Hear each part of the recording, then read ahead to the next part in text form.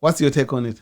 I believe that my take is that a lot of people in this city and country are biting style. Yeah. They are biting style. The reason that the UK grime scene went big is because it sounded different. It was their real accent. This was real shit they were living. They were being true to themselves. Yeah, yeah, yeah. On the American side, like back in the Bronx, like go back to the 80s, and that once again, it's a difference. It's their accent. They didn't change that. And then when it comes to Ireland, and because of social media, everybody's like, oh well, these American rappers, these trappers sound good. Let's sound like that. Yeah. And then they're not being true to them. It's not honest art. It's just not honest. Yeah, you know what I yeah. mean? I think you should be as authentic as As possible, possible. because then the art is real. So Yeah. I think the accent thing, when people are just completely like when they're talking like they're from the north side of Dublin like that, but then hey man, I breaking a rap, you know what I mean? Like Yeah, yeah, yeah, fuck yeah, that. yeah. It's just not Yeah. authentic. So that's my take. If anybody doesn't like that, well then fuck them. You know what I mean?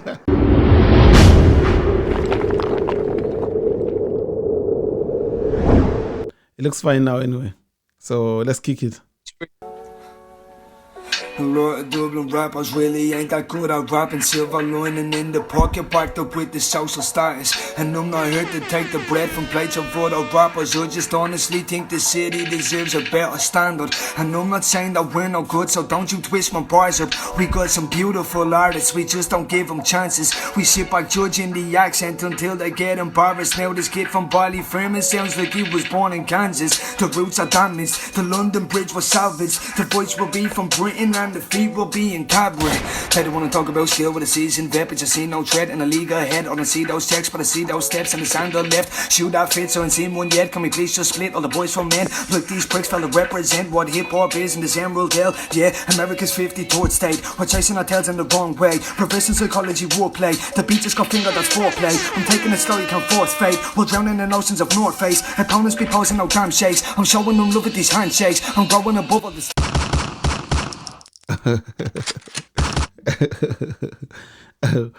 Bruh, tell me what was going through your head when you were writing this song? Or this freestyle? Is it a freestyle or is it a song? To be honest, it was more of a feeling of just being fed up with what people perceive to be art in Dublin. Yeah. Like what we seem to put on the forefront. What is on the forefront is expensive. The people that are on the forefront and that are getting the same opportunities all the time, it's because they have good backing or good money. It's not because they're technically good at hip hop. And it's like there's so many people in this city that are so technically gifted and amazing writers, and they're so good at the craft, but they get no recognition because maybe it's because we come from working class areas or we just don't have the money. So that was basically what was going through my head when I was writing it. It was just kind of like, we're here too. You know what I mean? Yeah. So I'm browsing through Instagram, yeah, and then I see your clip. I see your clip, and I'm like, what's this? Let me try it. You know, because I always see when someone drops a song or something or a video, I always like, you know, let me see what's this about, and then you put the captions as well with the subtitles or whatever with the song, with the video, and I hear this. A lot of Dublin rappers really ain't that good at rapping. I was like, damn, okay, you already caught me there. Right in with the facts, man. Yeah, man, right in. No bullshitting, just straight to the point. Yeah. So yeah, man, 100%. In your head, do you have like people that you know, or it's just like you are generalizing this? A bit about. There's definitely people that I know that I believe should be in way better positions, but unfortunately they're not. And there's also people that I know that I don't believe should be in the position that they're in. Yeah. But unfortunately, that is the way it is. And at the same time, it's not that I'm throwing ultimate shade. Like I love the talent that we have, and some of these people really, really are talented. Yeah. And I appreciate that. Yeah. But you just got to be honest sometimes. You got to be brutally honest sometimes and just say, look, maybe you had one or two decent tracks, but you're in a position of great influence, and it's being it's being ultimately wasted. Yeah. When there's people here that can teach and educate and inspire, Yeah. and it's being wasted on people that are just using it for an image. Oh snap! Yeah. I get you. I Literally. agree. So yeah, I agree with what you're saying. So let me introduce you to the people, and then I'm not gonna say names though, because I got a trust lot of me, love. I won't put you in that situation. I'm spreading love more than anything else. You're a good skip. Yeah. I'm spreading love more than anything else. I feel that. So welcome to the Lab TV. This is the mayor, and you're watching obviously the Lab TV. And today I'm with Daly. Daly, is that Daly? Is that right? Yep. Too far. Thank you for coming through, man. So I recently discovered you. For somebody who doesn't know you or who haven't seen you or heard your stuff, how do you put yourself across? How do you market yourself? Let me hear how you say who you are to the people. I'm just an artist. Yeah. I'm nothing more than that, but I'm nothing less. I'm just an artist. I'm not an Irish rapper. I'm not an MC. I'm just an artist. And when it comes to genre, it's not even predominant. Like, it'll be predominantly rap, yeah, but it won't always be rap. But look, I like to bend genres.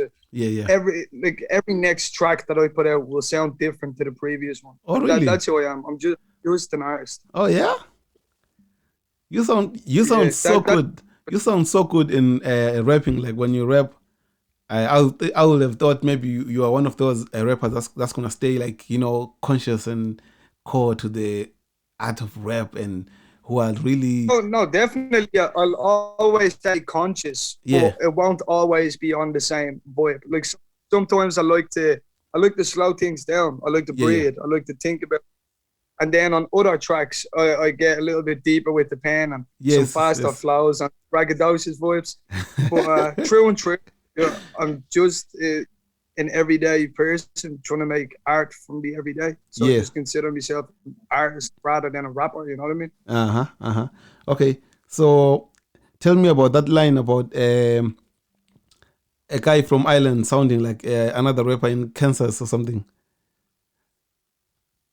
Yeah, a kid from Ballyfermot. It sounds like he was born in Kansas. Good. So that's saying to me, you also notice the issue with the accents. What's your take on that? Yeah, definitely. What's your take on it? I believe that my take is that a lot of people in this city and country are biting style. Yeah. They are biting style. The reason that the UK grime scene went big is because it sounded different. It was their real accent. This was real shit they were living. They were being true to themselves. Yeah. On the American side, like back in the Bronx, like go back to the 80s, and that once again, it's a difference. It's their accent. They didn't change that. And then when it comes to Ireland, and because of social media, everybody's like, oh well, these American rappers, these trappers sound good. Let's sound like that. Yeah. And then they're not being true to them. It's not honest art. It's just not honest. You know what I mean? I think you should be as authentic as possible. Because then the art is real. So I think the accent thing, when people are just completely like when they're talking like they're from the north side of Dublin like that, but then hey man, I break and I read, you know, man, like fuck that. It's just not authentic. So that's my take. If anybody doesn't like that, well then fuck them. You know what I mean? I don't give a fuck. So I talked to someone before, and they say to me, Irish artists, they feel like they are overlooked. So when someone in Ireland, like the Irish nation, like in general, the people, when they suck up to these British artists or American artists, let's say Stormzy, let's say people love Stormzy so much. So the Irish artists will be like, fuck it, I'm gonna sound like Stormzy then. If that's the type of music you want, or this is the type of style you like, I'm gonna sound like that. See if you're gonna like my music now. Do you know what I mean? Yeah. So what's your take on that? What do you think? True for themselves. Yeah. I completely agree with you. That's exactly what they're doing. They're not making art because they want to make art. They just want to make money and popularity. That's all they really want. And when it comes, the way I look at that is like these people ultimately they're not gonna last. They might be around, let's say, 2 to 4 years, but then if they can't create the real content, they die out. Then they have to keep paying people to make whatever they have look better. And then when you run out of that money because people don't turn up to the shows, then they're fucked. You know what I mean? Yeah. So I'm not too concerned about them. I'm not too concerned about them, to be honest, because I think in a few years, when them people are dropping off, and people like ourselves, like myself and all the boys that run with us, it's like we stay true to ourselves, and I think that will prevail. It's going to be a more long battle. It's a long-term thing. But the important thing is being willing to continue and not give up. Yeah. Nice, man. So tell me, what inspires you? I'm coming back to personal you now. What inspires you? So every day. Yeah. Every day. Just I write about, I pride myself in trying to make them mundane interesting. So when I sit down to write a track, a lot of the things, like a lot of the first lines in my tracks will be things that I physically see. Like in a track, Take It Slow, the first lines are in the second verse, smoke billows from the windows in the kitchen. That's literally because I'm sitting in my kitchen smoking while I'm writing.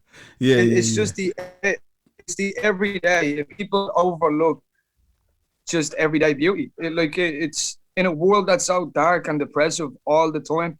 I like to just try and find the little pieces of beauty in there and then put them in a track. And that's why people find a lot of it relatable. Because it's the everyday and we're all dealing with the same shit, you know what I mean? Yeah. So when you're making your music, in your head, are you saying, I'm targeting this type of demographic, or I'm just going for anyone who can relate to this type of message? What do you do when you're writing? What's in your head? I actually have no target audience in mind when I write. I write for me. You know what I mean? It comes from your heart. It's my coping mechanism. It's my mental gym. It's like having a mental gym. It's like sometimes you just need to let off steam. And for me, putting that pen to paper is a steam. Ultimately, if it sounds good, then I'll be like, right, I put it out. And if people like it, and if people write, and if it can even help people, that's just 10 times better. So it's like I write it for me with nothing. I don't have anything in mind. Like I wanted to do these numbers. I wanted to hit these people. I don't want anything. I just enjoy making it. And then when I make it, I put it out. Just hope that people fuck with it and enjoy it. That's why, like, we haven't used any PR companies. Every part of the growth we have is completely organic. Because I'm not sure. I don't want to force it down. I don't want to force it down people's throats. If you look at music like flowers, people will walk by flowers all day, but they're going to stop to smell or look at certain ones. That's a dope one. That's a dope line. Or whatever. You know what I mean? Yeah. That's dope. You just touched on a question I wanted to ask you. What's the most thing you're looking forward to in the music industry? So, like, what's your end goal? That was my second question. End goal. There is no end goal. There is no end goal. There is no end goal. I don't want it to end.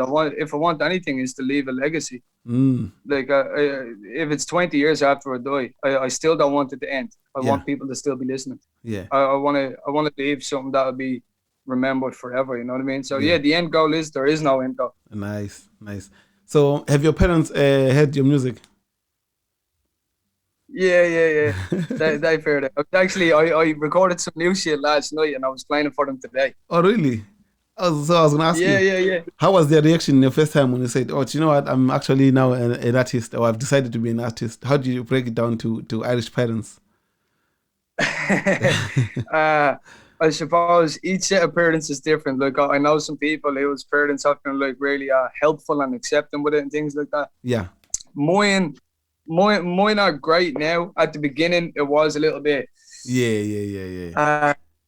Like, you know what I mean? Like when I started rapping, when I started hip hop in general, it was way before it became what it is today in Ireland. Like I'm going back to busking and Temple Bar. I started like, literally on the fucking. Yeah, man. Me and the boys, when I was 17 years old, I busked for the first time. Yeah. And then from there we started playing like open mics and shit. So I started quite young, and hip hop wasn't a thing in Ireland really at the time. Yeah. So my parents were do it as a hobby, but don't look at it like a career. Yeah, you know what I mean? Stay in school still. Yeah. So over the years went on. They were kind of up and down about it. We do like it, we don't like it. Mm-hmm. And then in the last 12 months to 24 months, last year or two, I've gone really like, just, this is what I want to do. This is all I want to do. Yeah. And at first, I think it was hard for them because financial struggles then came and other struggles came. Man. Yeah. But now they're like really accepting about it, and they're happy to listen to the music. And if I want to do anything in regards to that, they will be there for me. They turn up to the shows. Oh, that's like we had a sold out show just before Christmas, and we had like mosh pits and everything. No way. And there's me man Dad. Yeah, me man Dad there recording shit. Well, there's a mosh pit. Everybody's wet and swinging elbows, and yeah, it's crazy. That's sick. Yeah. But yeah, they're pretty cool with it, man. They're cool with it. Family is the most important thing, you know what I mean? Yeah, that's cool. So your audience, like the people that are supporting your music now, do you feel like they're growing? And how is it like? Definitely, yeah. Yeah. Yeah, it's definitely grown. Like just in the last few months alone, it's been crazy. Like I thought that Ireland was where I was like where people were really liking it. Yeah. But then the end of the year, Spotify thing came out, and it turns out that the biggest listeners I have is actually Croatia. No way. So that's it's really random. But yeah, like it's definitely spreading. I've lived outside of Ireland, like I've lived abroad and stuff, and I have a lot of friends abroad. Yeah. So a lot of them are playing it. Like, oh, that's cool. Yeah. I have friends in Amsterdam who like have a playing in a bar in Amsterdam. Oh, that's sick. Like I have family over in the States and stuff. That's so sick, the audience is pretty dope. Like, people from many different backgrounds are really linking in. And in the last like few weeks now, after that freestyle, actually people shared that everywhere. Yeah. And then I dropped an EP, and since then, just so many people have been in touch. So many more listeners, so many more streams, and it's crazy. But at the same time, I'm just like I'm proud. Yeah, you know what I mean? I'm happy it is where it is. Yeah, that's the. You know, when you say you were shocked when you realized that you have a lot of people from Croatia listening to your music. Yeah. We had the same situation with our website when we found out that in 1 month we had a lot of people from Russia who were listening who were coming to our website. Like, we're like, what the fuck? Where did they find it? Like, how the fuck did they find the website? You up the Eastern Europeans, you know what I mean? Yeah. We're like, what the fuck? Like, we were shocked. Yeah. So it's a great feeling. That's the greatest thing about music. Like, don't matter where you're from, you can connect to people you've never seen before, places you have never been. Do you know what I mean? Yeah. Yeah, that's really dope. You can reach anywhere. Your reach is unlimited when it comes to music. That's true. It's a beautiful thing. So, what's the name of your? Is it a label or the movement you're with? Yeah, so it's a collective. OldEnemiesEnt Entertainment. Yeah. So tell me about it. Oh man, what it is the hardest working collective in the fucking city. OldEnemiesEnt Entertainment, man. I had an idea a couple of years ago to start the collective. Yeah. And then I bought me and this guy Anto, Rightwell is his name. Yeah. Me and Rightwell used to be like really close friends, and then we fell out and shit, and we didn't speak for like a year. Yeah. And then I came across him busking on fucking O'Connor one day. Yeah. We got talking again. I was like, man, your rhymes are fucking dope. Like, he improved a lot. I improved a lot. We spat for each other. We even done this track on each other. And then that's where the name Old Enemies came from. Because we used to hate each other. Yeah. So we literally used to be enemies. So that's where the Old Enemies. And from two people on our own, we used to break into a car park in town to go to the rooftop. Literally, we used to break into a car park in town to go to a rooftop and rehearse. And that's where Old Enemies actually began. Yeah. Literally just the two of us, a speaker or phone. And we sat on the rooftop just freestyling for hours and talking about ideas. Mm. And that was like 18 months ago. And now we have full-time videographer, full-time producer, beat maker. We're recording live instrumentation. Oh, that's sick. We are in the next few months, Old Enemies is going to be a business. Yeah. Oh, that's crazy. And some of the most amazing artists in the city as well. Rightwell as an MC is just, Oh, unbelievable. Yeah. Unbelievable. Yeah, so it's myself and then there's Roy Well. He's the other half. So me and Roy Well basically founded it, put it together. And then we have KC from Crumlin, who is a fucking beast, man. Everybody knows who KC is, and everybody is anticipating what he brings out because he's only dropped 2 tracks. Yeah. So it's really, really exciting being able to work with him. And then Anthological is another guy, and nobody has heard him yet. Like there's so much that people have not heard. Yeah. And then we have Aaron Brooks doing production, Eva on camera. Like the team is just amazing. Yeah. It's amazing. The people are amazing. It's like a family, and the work rate is just non-stop. Non-stop. We live together, eat together, sleep together. No way. Non-stop. Make sure you send me. What? I tell you what. Look. Oh yeah. Shit. I see. What's the story? Well, say we do everything together, bro. Yeah. Shit, it's a whole movement. I see. Make sure you send me their pictures. Yeah, it's real shit. I will indeed. Yeah. So I can add them on the interview when you're naming them on the interview. Yeah. Yeah, definitely. So that's cool. That's really cool. Where can people find your movement, the movement? So Instagram right now, we have everything ready for all the other platforms. We just haven't posted yet because we're holding. We have one big project that's going to come, and that's when all the promotion and all that. Yeah. But for now, OldEnemiesEnt Entertainment is on Instagram, and that's where everybody can find it. And the link is in my own bio and all the lads' bios. Awesome. Yeah. So tell me about your EP that you dropped. So the EP was called Breathe Easy, and it was a concept EP.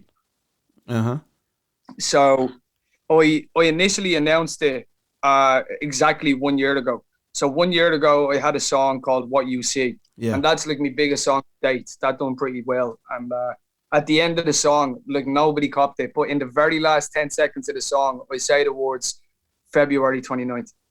And exactly 1 year later, but because of leap year, it's February 28th. Exactly 1 year later, on February the 28th, I released the EP. Fucking hell. So you had all this planned out. Yeah. Yeah. Oh, yeah. It was planned out from the get-go. And the tracks themselves weren't even decided on. I knew I wanted something to reflect a lot of different things. I wanted to reflect on lockdown as we were going through. I basically wanted to encapsulate a full year in 4 tracks.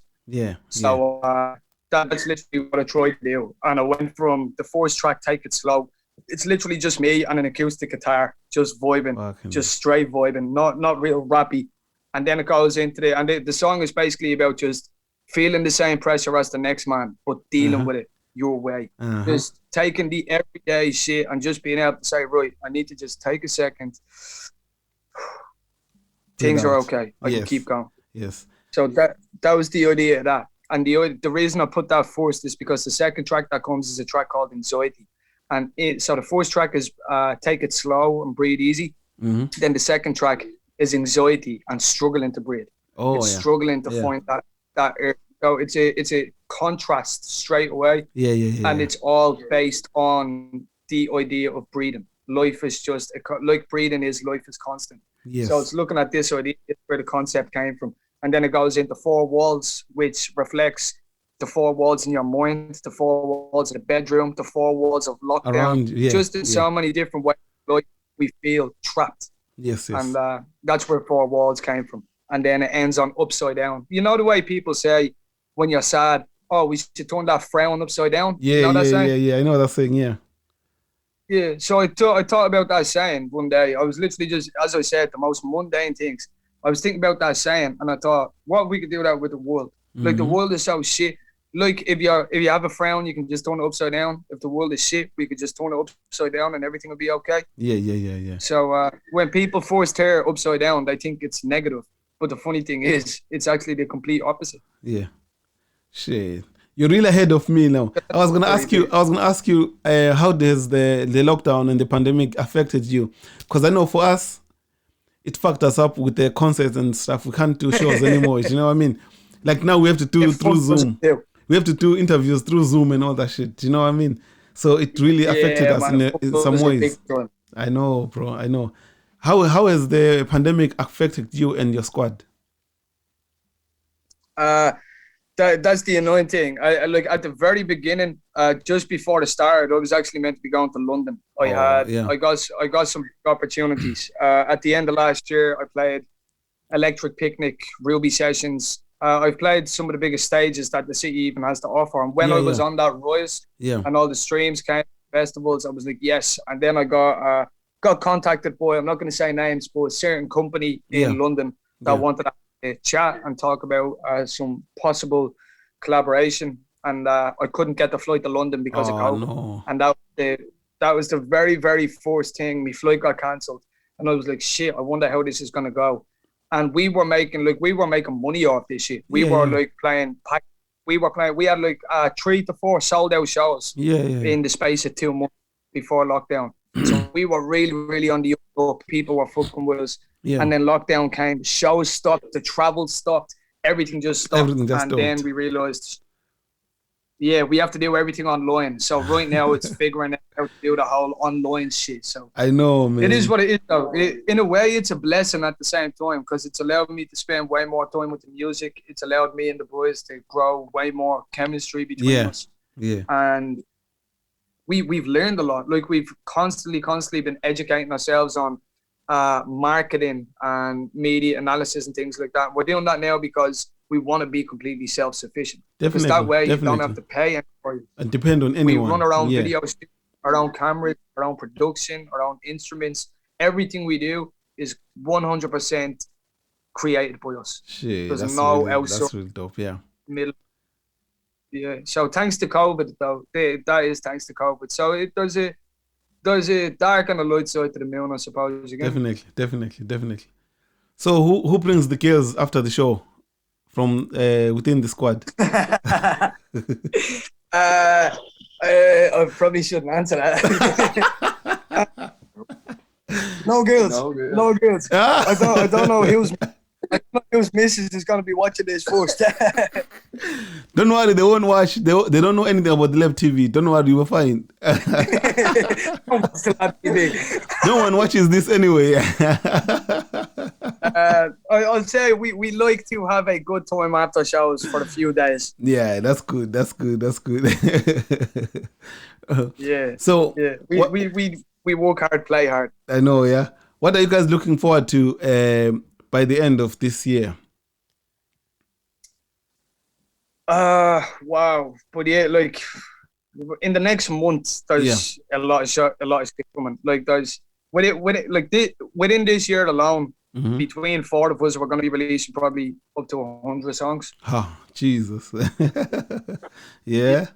This year will literally be the year we prove nobody is out working. Nobody is out writing. Nobody is coming with it like this. Yeah. Nobody wants it. Yeah. Nobody wants this shit as bad as us. And that's what this year is about for us, is about proving that. Yeah. So it's gaining that traction, releasing, recording, writing, release and record every single day. Yeah. And just by the end of this year, for people to turn around. Like I got nominated the other day by Hot Press for Irish Hip Hop Artist of the Year. Oh, really? And that's just, I'm chuffed, I'm stoked. But the nomination is cool. I'm happy about it. But what I want by the end of the year is for that not to be a nomination. I want when anybody is talking about hip hop in Ireland, I want your my name in that should be there. Yes, yeah. Exactly. That's sick. I was gonna ask you though. So we're in March now, 2021. If someone said, "What's your go-to song?" What song do you direct them to? Your song. If I say, let me hear some of your stuff. What song do you take me? What link do you send me? Oh, that's hard. That's hard. See, I have so many different vibes. It depends what I'd probably ask them is what type of music do you like? Into? Oh, because that's a good one. Yeah. I got stuff like Respect, where it's like extremely aggressive, fast, like Eminem, Techman kind of buzz with me. But then I have other stuff like Sad, where it's way more slowed down, melodic. kind of soul, kind of folk. Mm-hmm. You know what I mean? So it's hard to tell. If we know what music they're into, then I can probably direct them. But I'd probably just send them to the EP. The EP, every song on it, every song on the EP is a different genre. Oh yeah, that makes sense. That makes sense. So tell me your top five artists in the country right now. Not rappers, artists. Oh, that's hard. All right, top 5 in the country. I'm putting Kojak number 1. Kojak, yeah. I'm definitely. I'm putting. I love Kojak's work. I'm putting myself as number 2. I put. Yeah, so I'm saying Kojak first, myself second. Second, yeah. I put Right Well in. Yeah. You have to be. Yeah, KC as well. Yeah, you have to be, bro. You're too fucking sick with it. KC, and then but there's a lot of other artists that I do like as well. I really like JLOL. I really like Nilo. Yeah. Them two. I really like both of their music. So they're both the Ja 5. one. I love Ja 1 too. Yeah. Yeah, I'm gonna have to go a list of 10, man. Like Ja 1. I love. Okay, but I was gonna run off, bro. Yeah. Oh man. Yeah. So many. I love so Ja, many. Ja. I love the artists we have in this city. Yeah, the scene at the moment is healthy as fuck. Yeah. It's really good. Like. I love it, man. I love the competition because the harder they come with it, it's The like harder you go. I need to step up. Yes. Yeah. Yeah, it's just constant motivation and hustle. You feel? Mm. So when it's all said and done, what do you want to be remembered as?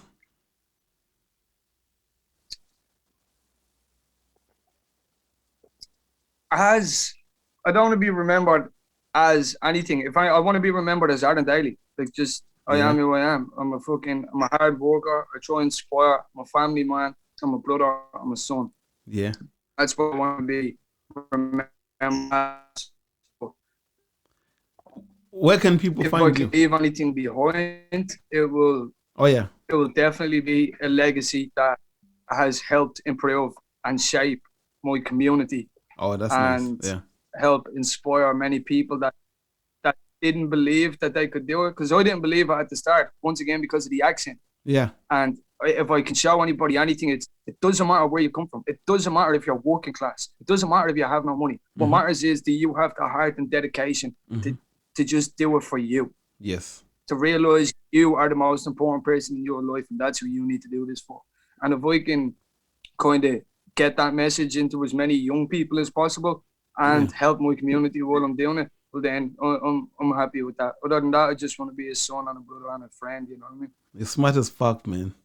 You're smart as fuck. Yeah. You're really good. Thanks very much, man, for coming through. Is there anything you want to say before we go? I want to say thank you.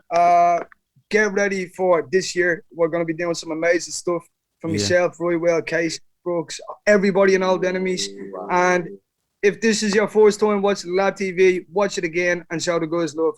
And I think that's it. Other than that, man, I'm just super grateful. Thank you very much, bro. Take care, man. You as well, man. Stay safe. No worries. Later.